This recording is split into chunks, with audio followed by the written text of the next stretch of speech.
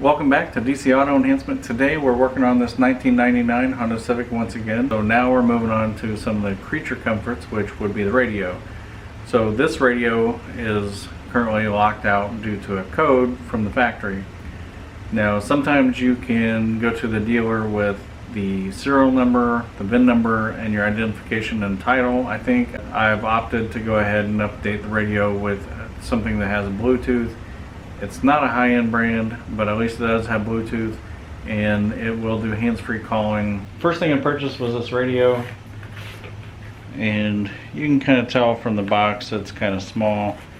This is just a multimedia unit. It doesn't have a CD player, so it's not as deep as the traditional CD player. It does have Wi-Fi, what is that? It's got MP3 capability, detachable face. The biggest thing that I wanted was Bluetooth, so that whoever buys this car can talk with Bluetooth, or they can stream Bluetooth music. It just makes things a lot more convenient. So this was one purchase, and then this was another purchase. This came as a kit, which I'll link this in the description below, as well as the radio, in case you want to use this. And obviously this doesn't need to be used on a Honda Civic. It can be used on anything as long as you buy the appropriate dash kit and wiring harness. So I'm going to go ahead and show you how to remove the original radio and install an aftermarket radio. So we're going to go ahead and hop into the car.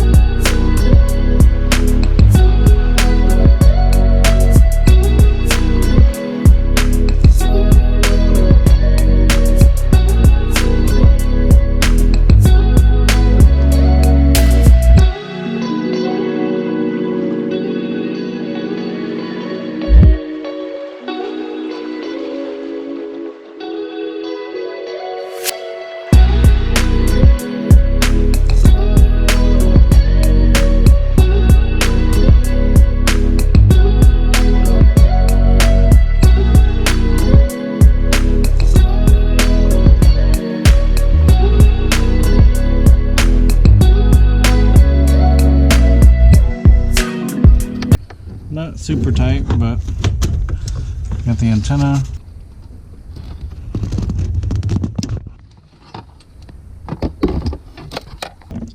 Here's another one. That's a big culprit right there. And if you cut this, make sure you don't cut any wires.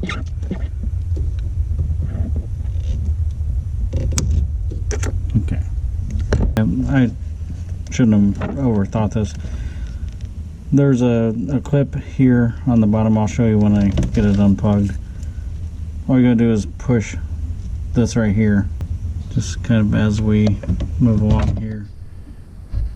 It really doesn't take much to get these clips unplugged. Just find the tab toward the center.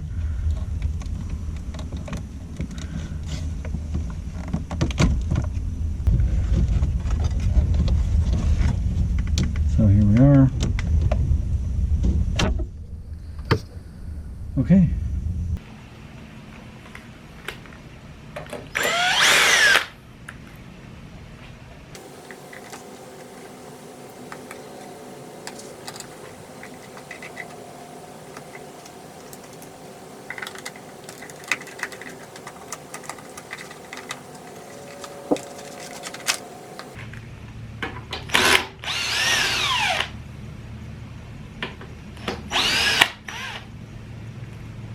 And at this point, we can remove the radio, the factory radio.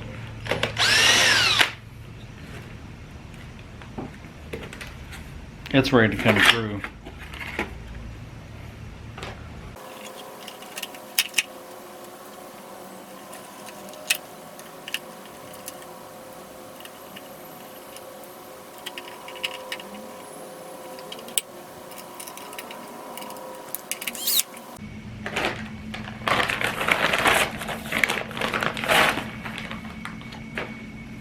So we're going to go ahead and remove everything but C.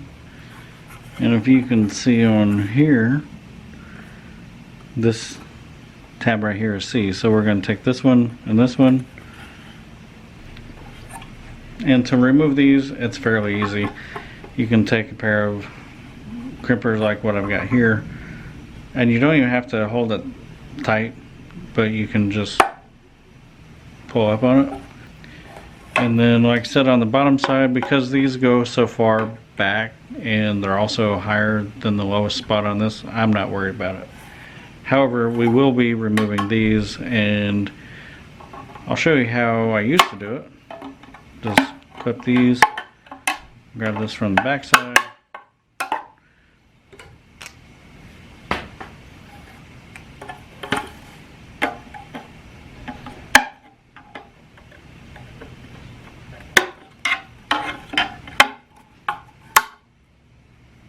Now at this point we have options on what to do with the remaining tabs. One method is to use a razor blade.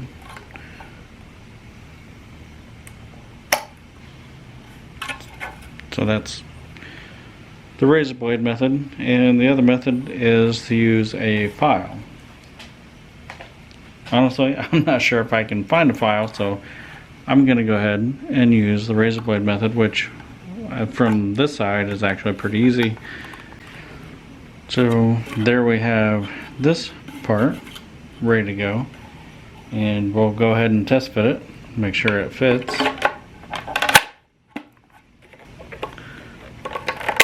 Alright, so you can see we got those clips to engage right here. So now on the bottom side you can see we're engaged and everything is in good shape. So now let's open the radio.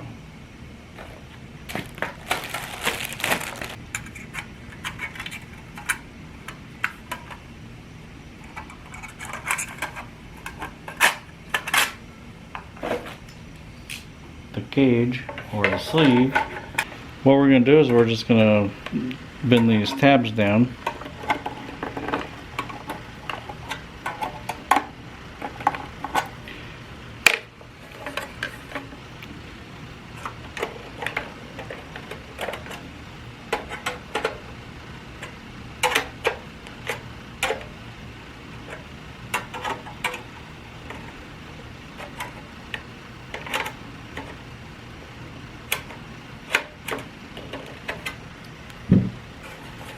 And at this point, I just want to check and make sure that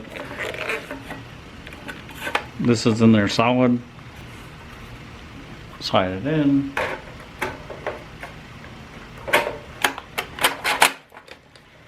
So this is what it's going to look like when we put it in the car.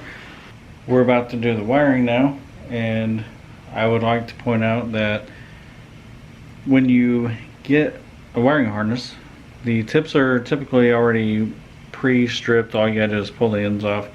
On this particular vehicle, we will not be using the orange, so I'm going to go ahead and cut that.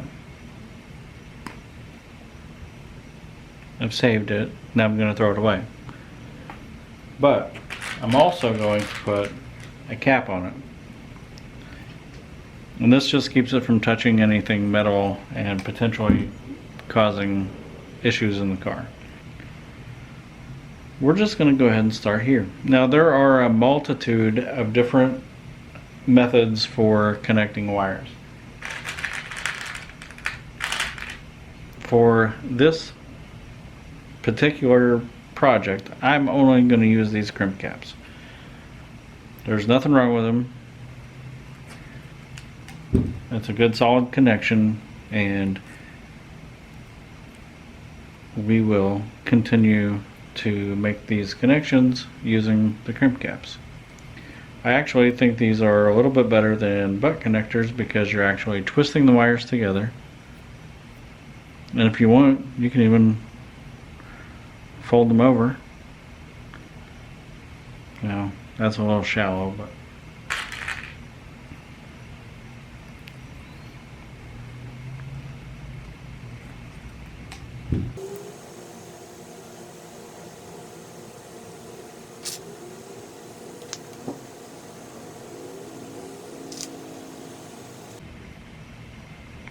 and we're looking for stripes. So this particular white wire does not have a stripe on it, so we will connect it to the white, the complete white.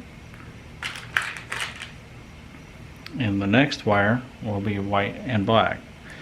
And we want to make sure that we get those correct, because if the polarity is off, and that's what we call it, so you got your white and your black, white and black.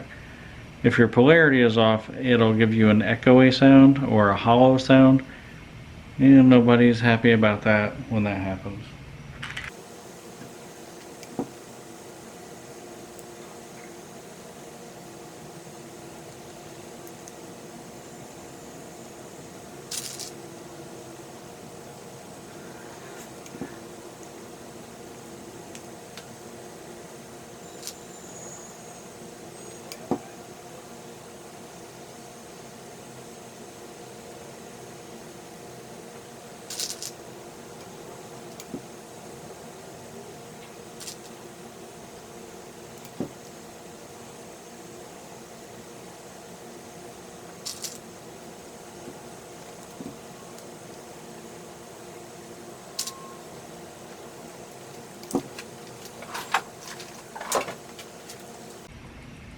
Now that the wiring is complete, what I like to do is put a nice wire tie on both sides.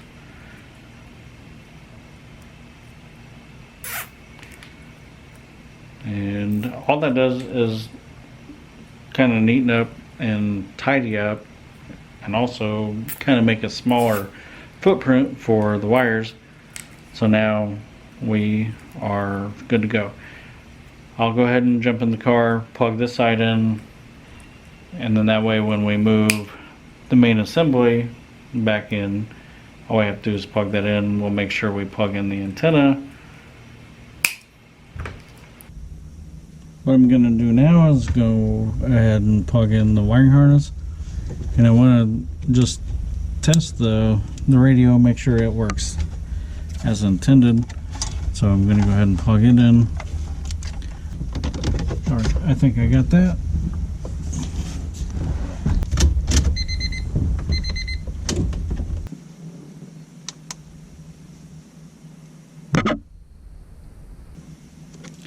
Alright, everything's good on the radio side, so I'll go ahead and finish plugging in the hazard lights and put everything back together the way you see me pull it apart. and then I'll show you the finished product when we're done.